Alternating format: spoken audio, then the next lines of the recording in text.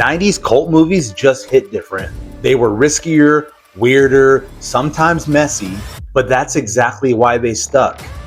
Look, this is your life, right here, right now. And a lot of them just didn't get the love they deserved when they dropped. But go back now and it's like, how did we forget how good these actually are? And by the end of the video, if you still can't decide which movie to watch, I'll pick one for you. My name's Johnny, and today I'll be taking a deep dive into 10 criminally underrated 90s cult movies, and let's get into it. This is not like TV, only better. It's a piece of somebody's life. I am your main connection to the switchboard of souls. I'm the magic man. Strange Days from 1995.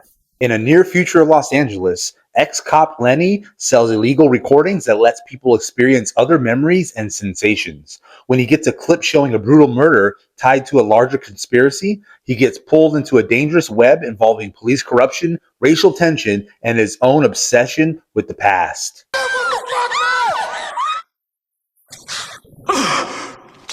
Okay, we're starting off strong with Strange Days, and this movie feels just uncomfortably ahead of its time. The whole idea of experiencing someone else's memories, this underground virtual reality that you can purchase, they're just kind of very bizarre and very dark at times. This tape is a lightning bolt from God. It can change things that need changing before we all go off the end of the road. And it just hits way harder now. Directed by Catherine Bigelow, and you can feel that intensity with every scene. It's gritty, dark, chaotic, and it's very aggressive by just how real it feels. All these scenes are very either at night or rainy, and everyone in the movie kind of has a history, kind of has a darkness, a cloud hanging over them. You know, kind of it feels like everybody has a little bit of dirt on them. And this movie's not a casual watch, so you got to be in the right headspace. It's just under 2.5 hours, so you got to be locked in to watch this one, but trust me, it's worth it. Standout cast includes Ralph Fiennes, who you might recognize from Schindler's List, and He Who Shall Not Be Named, Lord Voldemort, who brings this jittery, desperate energy, kind of always looking to sell these virtual reality moments and memories to people, always trying to make a buck off of them. But Angela Bassett is one of the anchors of the movie. She's strong, grounded, and honestly kind of the reason why the whole movie works. This is one of the movies that didn't just age well, it aged into relevance.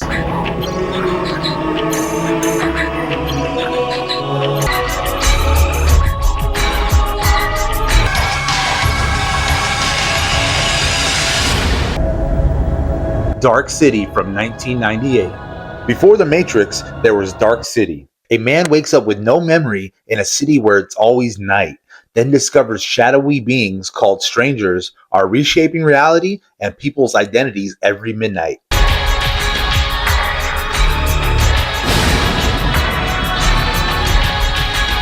And it's kind of hard to explain the movie while showing you clips, so you're going to have to kind of take my word for it and just watch the movie. This is one of the best examples of pure atmosphere carrying a movie. Directed by Alex Proyas, everything just feels off, but in the best way. Like you're stuck in this weird dream you can't quite figure out.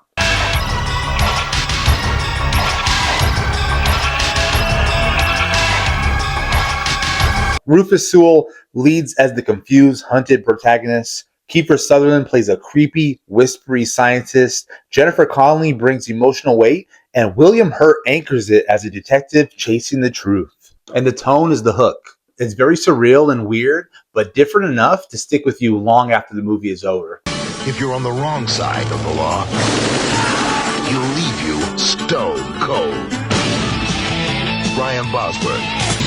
Stone Cold. Stone Cold from 1991. Okay, now we're flipping the energy a little bit. We're going from kind of dark neo-noir gothic to action biker movie. The Brotherhood. They're an underworld on wheels. This is peak early 90s action insanity, and it just fully commits. I mean, even the bar they go to, it's called Tit for Tat. That just shows you what kind of sleazy dirt movie that this is. But it's so much fun and so 90s. Brian Bosworth plays an undercover cop in a biker gang, and the movie just becomes ridiculous, and it just leans straight into that. And Brian Bosworth, he's not a true actor. He's a former football player, and it kind of shows. He doesn't really have much acting chops, and you can kind of tell in the movie. The only emotion he carries is just him being annoyed or angry. But he's big and badass, so it kind of works with this one. In my opinion, Lance Hendrickson is what makes this movie. God forgives the brother that doesn't. He's amazing here, just like he's amazing in all the other great movies he's done. I even saw him in a quick episode of Tales of the Crypt, where it was like a 20-minute episode. He was great in that too. So he just kills every role. And William Forsythe is awesome here as well. He's another bad guy, and he does a great job.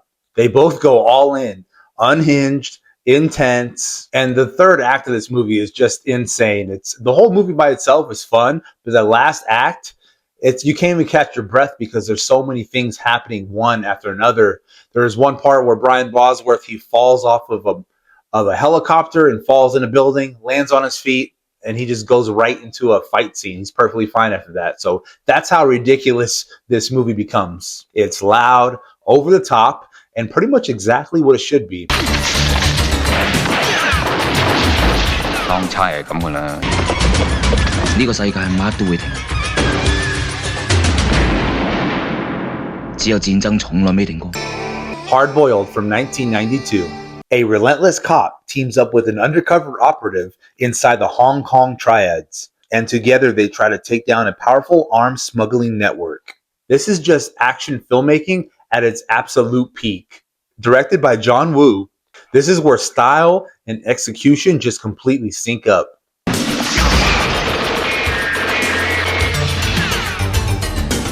The action is intense. It's so entertaining. Even the gunshots sound amazing, better than any movie I can think of right now.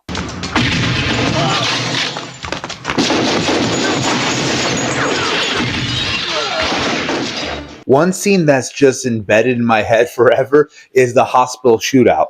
It starts out as a quiet evacuation, then turns into an escalating floor-by-floor war zone where the lead actor, Chow Yun-fat, literally dives through hallways, blasting enemies in real time. It's just one continuous explosion of gunfire that never lets up until the building is basically a battlefield. This movie just feels like you're watching an awesome video game. And even now, decades later, this still feels more intense than any modern action movies. There's a real physicality to it, a realness to it. And you just don't get that same way anymore. This is one of those you definitely forgot how good it is until you rewatch it. The first seduction was fast. You have your own place? Yes. Do you have indoor plumbing? Yeah. But the last seduction What type of list are we trying to make? Cheating husband list. was murder. The last seduction. The Last Seduction from 1994. A scheming, calculating woman named Bridget Gregory steals a stash of drug money from her husband and disappears into a small town, where she seduces and psychologically controls a naive local man while staying one step ahead of everyone chasing her. I'll do it. I'll kill the bastard. You're up for this, right? If you find her, I'll be glad to separate her from the cash. This movie is just straight up cold. Linda Florentina delivers one of the most ruthless performances of the decade. Husband and wife do a one-time drug deal. Only the wife decides the new house would be happier without the husband. Bridget! She's anxious to start spending. And that's no exaggeration with this one. She completely controls every scene, and the movie just kind of lets her go and just watch the chaos and the coldness that she is. This movie hits different because Bridget isn't a victim or an anti-hero. She's just straight up ruthless, and the film just doesn't punish her for it. Linda Florentino plays her with this ice-cold confidence that flips the usual formula. She's not trapped in the game. She is the game. There's no morale safety net, no redemption arc, just pure manipulation executed perfectly. It feels modern even now because it refuses to soften its main character. And that boldness is exactly why it's stuck as a cult classic. It's sharp, bitter, and doesn't try to hide anything. And that's why it stands out. Phones, computers, and satellites are all vulnerable. But there is a solution. Your storage capacity? I can carry nearly 80 gigs of data in my head. Johnny Mnemonic. Johnny Mnemonic from 1995. Before The Matrix, there was Johnny Mnemonic. And you can kind of already see Keanu Reeves stepping into that cyberpunk digital messiah lane, jacked into networks, dodging corporate control, questioning reality, like whether he knows Kung Fu. I know Kung Fu. A data courier named Johnny Mnemonic has a massive sensitive data package implanted in his brain, but it's slowly killing him. As corporations and assassins hunt him down, he races against time to deliver the data before his own mind overloads. I'm a dead man if I don't get this out of my head. I can get it out. How? A cranial drill and a pair of forceps. This is another one that's fascinating because it feels more relevant now than it was back then. And Keanu Reeves is amazing here. He's right in the middle of this messy cyberpunk world that's just packed with random weird ideas. This movie is fun, but the tone just goes in different directions. Let me give you a quick example. Everyone wants what is stored in Johnny's head. Double cheese anchovies? Standout cast includes Dolph Lundgren and Ice-T. I know, what a combo, right? Yeah, it's a little chaotic, but that ambition is what makes it interesting. It swings big, and you can see how it influences a lot that came after. Captain John Boyd is about to discover one man must choose. We need others. Between having dinner and being dinner. Ravenous. Ravenous from 1999. At a remote 1800s military outpost, a disgraced soldier named John Boyd encounters a mysterious survivor who tells a horrifying tale of cannibalism in the mountains. As far more soldiers disappear, Boyd realizes something far worse is happening. Eating human flesh may grant terrifying power. Winged eagle. It's an old Indian myth from the north. Man eats the flesh of another. He absorbs the other man's strength. This is definitely one of the most unique movies on this list. It just blends different tones in a way that just shouldn't work. There's dark comedy, horror, and psychological thriller all mashed together. Eat to live.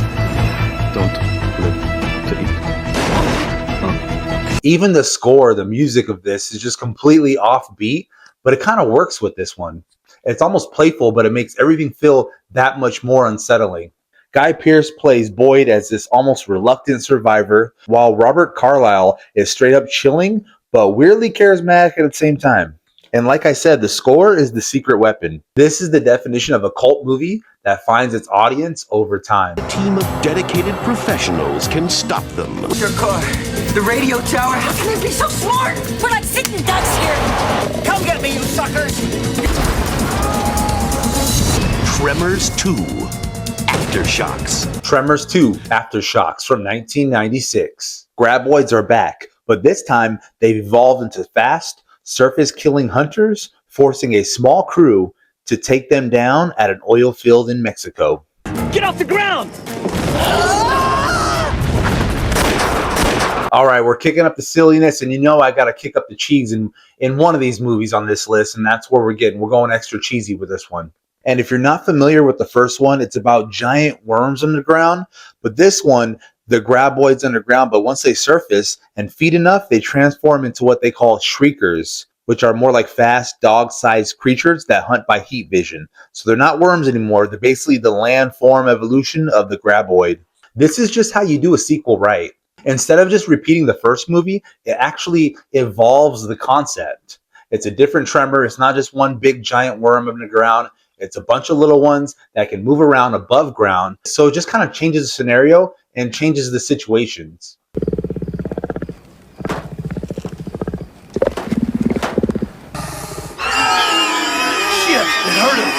But at the same time, it just keeps that same fun energy.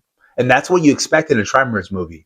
Fred Ward comes back, aka John Berthal's dad, and no one's going to tell me any different. But he does a great job here. He's that same character from the first one, just kind of grumpy, mad that he's got to take on these Tremors and do this all over again. And it just works because of his partner. His partner is the opposite. He's silly. He's fun. He doesn't know about these monsters underground, so he's taking it a lot less seriously. And of course, you got Michael Gross. He's literally been in all 7 Tremors. Yeah, there's 7 of them. You smoked his ass. Doing what I can with what I got. And they get progressively worse. But the second one, this one, is just still a blast. The first 2 Tremors are worth watching over and over. And believe it or not, I've seen all 7 Tremors movies because I have those kind of problems. But they're just a lot of fun. They're all based on character development and storytelling. And you can tell it's low budget, but they just put a lot of effort. And you got to just appreciate that. It knows exactly what it is, doesn't overthink it, and just delivers. The Earth's oldest creature has just found a new home.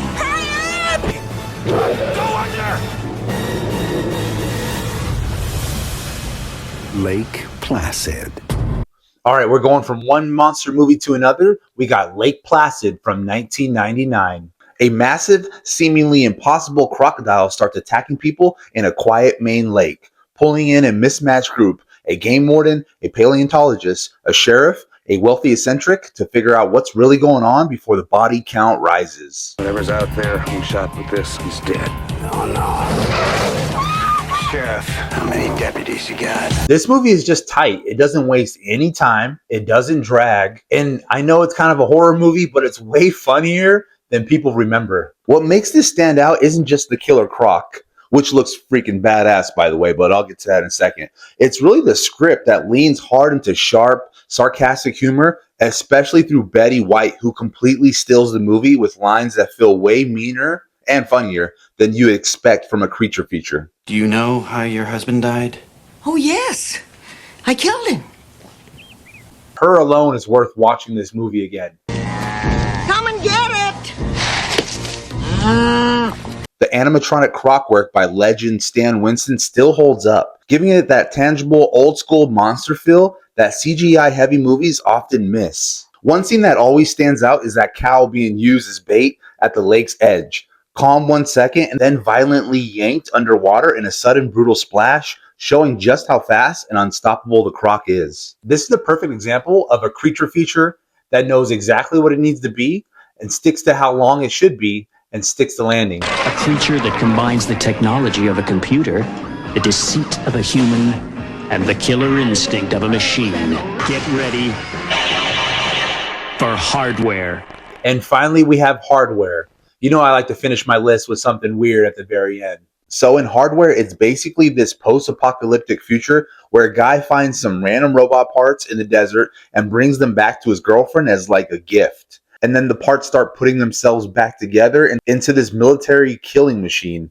Mark 13 is self-repairing, capable of recharging its storage batteries from just about any power grid, including the sun. And once it's fully rebuilt, it traps her inside the apartment and just starts hunting her. So the whole movie turns into this super claustrophobic cat and mouse with a robot that literally won't stay dead. And the robot, the Mark 13, it's designed to self-repair using any scrap it finds, which makes it feel unstoppable. Every time you think it's done, it rebuilds itself. The Mark 13 is basically the Terminator's slower, apocalyptic, grungier cousin. And this one's all about vibe. It's gritty, industrial, and almost feels like a nightmare wrapped in a music video. And this one's not trying to be clean or polished. It's just trying to show something different, entertain you, kind of just throw some different ideas out there. And that's exactly why it stands out. All right, if you still can't decide on which movie to start with, my suggestion would be Tremors 2 Aftershocks. It's well made, great cast, awesome storytelling, and it's just entertainment from beginning to end. It's got pretty much everything you want in there. Horror, comedy, storytelling, great cast, great acting. So go for Tremors 2 Aftershocks. So tell me in the comments below, what's a 90s cult movie that you think people forgot about? My name's Johnny, and thanks for taking a deep dive into 10 criminally underrated 90s cult movies, and I'll catch you on the next one.